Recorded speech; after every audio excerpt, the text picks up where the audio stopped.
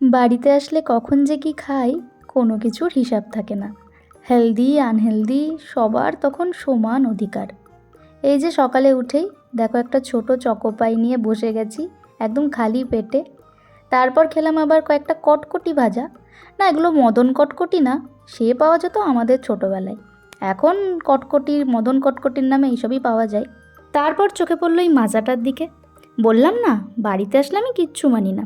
আর শুধু একা একাই বা কেন গিলবো, বাবার হাতেও ধরিয়েছি।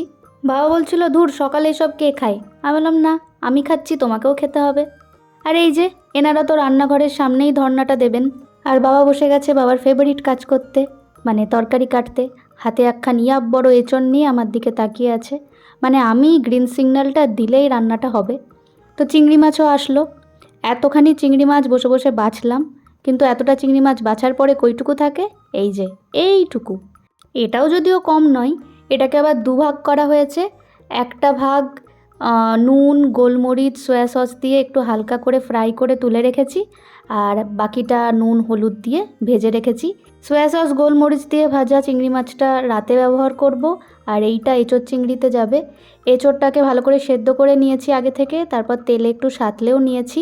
আজকের মেনুটাও বলে দিই, এঁচোড় চিংড়ি করেছিলাম, আর তার সাথে কাঁচা আম দিয়ে টক ডাল ছিল, আর ছিল আলু ঝিঙে পোস্ত। জানো, বিয়ের আগে এই রোজ দিনের রান্না নিয়ে মাঝে মধ্যেই ঝামেলা হয়ে যেত। আসলে সব সময় আমারও ভালো লাগতো না রান্না করতে।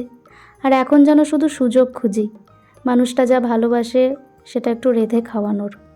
এক এক সময় এত বাজে লাগে, কতবার বলি চলো না বাবা, সপ্তাহে কটা দিন আমার কাছে গিয়ে একটু থেকে আসবে, কিন্তু থাকে না। দাদাও বলে যে 1-2 মাস চলো ওখানে গিয়ে ব্যাঙ্গালোরে থেকে আসবে, তাও থাকে না। ওই সপ্তাহে একবার আমার কাছে আসে একবেলার জন্যে, ওইটুকুই। কিছু করার নেই। কেউ কেউ তোমরা বলবে বাবার আবার বিয়ে দাও, নতুন করে বাবা জীবন শুরু করুক, একা থাকা যায় না। আমরা সবটাই বুঝি, কিন্তু কি বলো তো, আমরা বললে তো কিছু হবে না। একটা মানুষের ব্যক্তিগত সিদ্ধান্তের ওপরে গিয়েও কিছু করা যায় না, আর কিছু করানোও যায় না। তো যাই হোক, এভাবেই চলছে, দেখা যাক আগে কি হয়। এই ভিডিওটা আমি এখানেই শেষ করছি। এর নেক্সট পার্ট পরবর্তী ভিডিওতে আপলোড করছি।